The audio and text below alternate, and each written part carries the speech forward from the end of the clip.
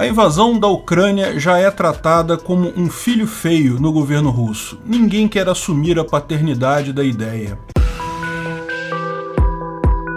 Esse é o Visão Libertária, sua fonte de informações descentralizadas e distribuídas. No dia 9 de março, fizemos um vídeo sobre uma carta supostamente vazada por um analista do FSB, o serviço secreto russo, a antiga KGB, para Vladimir Oshechkin, um jornalista e defensor dos direitos humanos russo que vive exilado na França. A carta foi traduzida do russo para o inglês por Igor Shushko, um piloto de corrida nascido na Rússia, mas que mora atualmente nos Estados Unidos. Essa carta mostrava como os diversos relatórios pedidos pelo Comando Central do Exército Russo sobre uma eventual invasão na Ucrânia foram tratados pelo FSB como mera burocracia. Dessa forma, os analistas simplesmente faziam análise básica e o resultado final era sempre favorável à Rússia. Porque o analista sabia que se ele escrevesse um relatório dizendo que aquela situação seria ruim para a Rússia, ele ia ser questionado, teria que se explicar, enfim, teria um monte de trabalho. Então, trataram isso como mera burocracia, faziam sempre relatórios que, apesar de várias considerações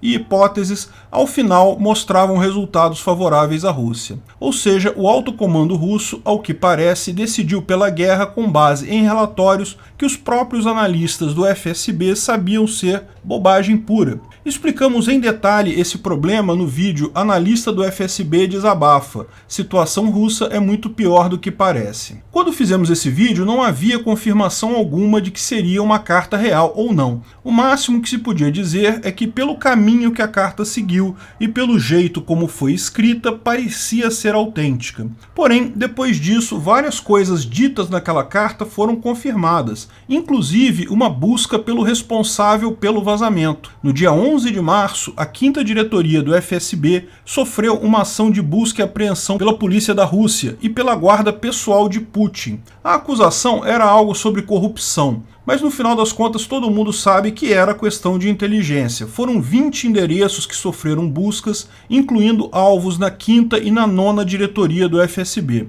Os comandantes dessas diretorias estão em prisão domiciliar. Tudo leva a crer que a ação reflete o que foi falado na primeira carta. O alto comando e Putin estão culpando o FSB pela decisão errada da invasão na Ucrânia. Além disso, sabem que foram vazadas informações e querem a cabeça de quem quer que esteja vazando esses dados. A ponto de que o analista falou que não vai mais se pronunciar por hora para evitar riscos pessoais. Essa operação, que foi noticiada em vários jornais, confere ao menos uma maior credibilidade à história. Então, talvez valha a pena ver as outras 4 cartas que ele chegou a mandar antes desse dia. Vou deixar o link aqui da tradução para o inglês dessas cartas na descrição do vídeo. Não vou apresentar aqui todo o conteúdo das cartas, é muito extenso. Apenas as partes que eu considero mais importantes, tal como fiz no primeiro vídeo. O analista começa traçando um perfil psicológico de Putin e apontando como ele não deveria sequer ter entrado para a FSB.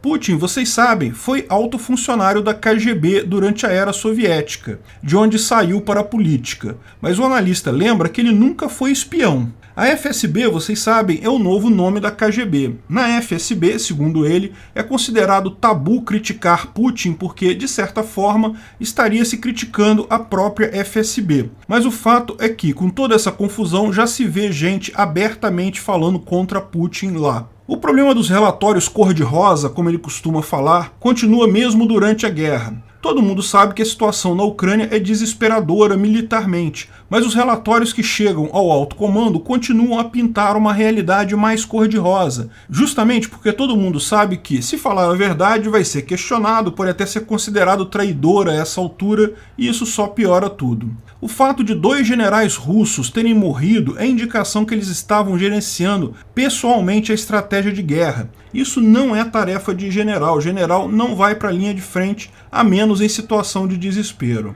Existem discussões sobre como Putin está ultimamente vendo significados místicos em tudo. Numerologia, amuletos, parece esperar uma intervenção divina. Provavelmente porque já percebeu que está numa enrascada enorme. Mas, se a situação militar é ruim, muito pior é a econômica. Ele cita a doutrina Gerasimov, que diz que a estratégia de um confronto deve ser pensada em várias linhas. sendo o confronto militar apenas uma delas. Os outros seriam economia, informação, tecnologia, imagem e etc. Em todas elas, a Rússia está mal, mas nenhuma é pior que a economia. Parece que a maior crise no governo russo no momento é a necessidade de dólares e euros. A Rússia fez reservas em ouros, dólares e euros, mas metade dessas reservas foi bloqueada no exterior e o SWIFT impede o uso do resto. Eles precisam ou de dinheiro vivo ou de pessoas que tenham contas no exterior que possam fornecer dólar e euro desbloqueado. O ouro se mostrou inútil, estão vendendo 20% abaixo da cotação mundial e ninguém quer comprar o ouro russo devido às sanções, nem teria como receber por isso. Ele teme que o governo confisque valores em euro e dólar de cidadãos russos em cofres de depósito. E ele tem informações que o Ocidente já está preparando programas de óleo por comida para evitar fome generalizada na Rússia. O clima no governo russo é de busca de traidores. Existe uma visão sendo trabalhada pelo FSB de que a Rússia foi de fato usada nessa guerra entre Estados Unidos contra a China. A Rússia teria sido iludida pelos americanos para atuar como um peão, um proxy dessa guerra. Nessa visão, o governo de Putin foi sutilmente influenciado por Biden a invadir a Ucrânia. Só que, na verdade, isso era uma armadilha para dificultar os planos da Rússia e da China. Essa influência, feita por traidores internos, teria os seguintes objetivos. Veja, as sanções à Rússia estão elevando em demasia o custo da energia. E o país mais dependente da energia no mundo todo é a China. A China só deu sinal verde para essa guerra da Rússia porque esperava testar como o mundo reagiria, visando, lógico, o seu interesse em invadir Taiwan posteriormente. E Putin prometeu para Xi Jinping que seria uma guerra rápida, porque novamente foi iludido com informações de que a Ucrânia cairia rapidamente. Com a demora em um resultado positivo, em um desfecho, Xi Jinping está perdendo a paciência com a Rússia. Não apenas a energia continua subindo muito mais do que eles esperavam, deixando a própria China em situação complicada economicamente, mas pior, toda essa demora está fechando a janela de oportunidade que Xi Jinping teria para fazer o mesmo com Taiwan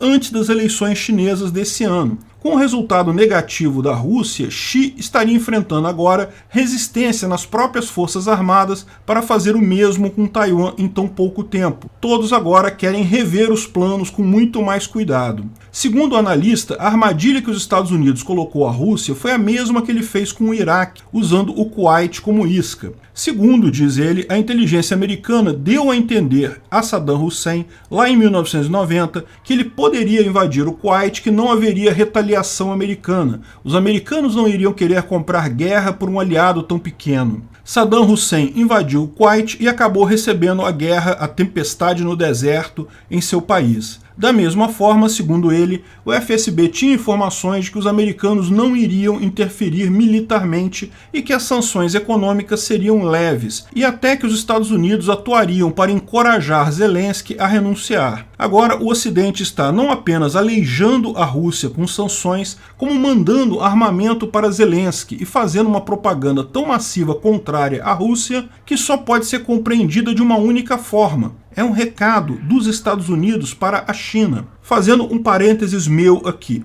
Se isso foi verdade, Putin caiu como um patinho nessa guerra, mas ainda assim não muda o fato dele ter iniciado agressão contra a pessoa pacífica. Seja qual for o encorajamento dado pelos americanos, se ele tivesse simplesmente se comportado de forma ética, não tivesse iniciado agressão contra inocentes, não teria problemas. A culpa continua sendo 100% do Putin, mesmo na hipótese que eu considero improvável. Acho esse negócio de ser convencido sutilmente uma besteira, mas mesmo nesse caso continua sendo 100% culpa do Putin. Em seguida, o analista se pergunta como sair dessa armadilha. As ações do exército russo na Ucrânia agora visam causar muitos danos e mortes a civis. Eles não estão tão preocupados em ganhar território. Ao mesmo tempo, será feita uma guerra de desinformação com o intuito de deixar claro para os ucranianos que, olha, essa guerra vai levar muitos anos. Melhor se render agora do que ficar sangrando uma eternidade.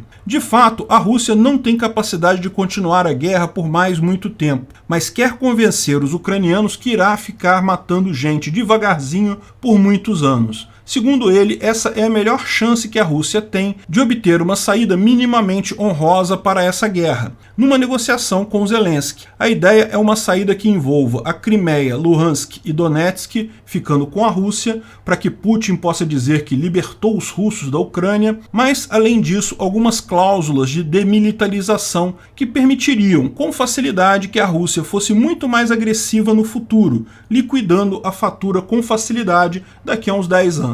Mas essa estratégia depende de Zelensky e seu governo cederem, o que parece não estar acontecendo. Zelensky está pagando para ver o blefe russo. Além disso, no fronte interno, dentro da Rússia, segundo ele, está havendo um confronto aberto entre o FSB e Putin. O FSB sempre foi um aliado muito forte de Putin e tem muito poder dentro do Estado russo. Talvez seja a única entidade capaz de tirar Putin do poder em toda a Rússia. Alexander Bortnikov, o diretor-geral da FSB, não gostou da ação de Putin contra a 5ª e 9ª diretorias, principalmente do fato de Putin querer culpar a FSB pelo problema. Ele está se vendo na posição de ser usado como bode expiatório por Putin para culpar o desastre. Só que ele mesmo acha que a culpa é do Putin. Talvez finalmente Putin tenha encontrado alguém com capacidade real de ir contra ele e derrubá-lo no governo russo. O fato é que parece uma questão de tempo entre os dois. Um deles vai cair, ou Bortnikov ou Putin. E não tenham ilusões quanto a Bortnikov. Ele é em muitos aspectos pior ainda que Putin.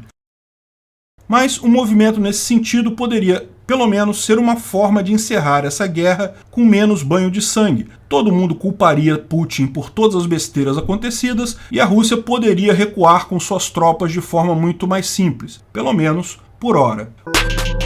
Obrigado pela audiência. Esse vídeo foi um oferecimento de armataweb.com, cloud e serviços de data center. 100% de compromisso com a satisfação e privacidade dos clientes. Aceitamos Bitcoin. Veja o link na descrição do vídeo. Se você gostou desse vídeo, clique no like e compartilhe ele em suas redes sociais. Se inscreva no canal para nos ajudar, clicando no botão vermelho abaixo. Se quiser ser avisado de novos vídeos, clique no sininho ao lado. Se você quiser comprar camisas e outros itens do Visão Libertária, veja nossos itens no site Pimenta no Café, pimentanocafé.com.br/Visão Libertária, tudo junto sem acento, ou clique no link da descrição. Até a próxima!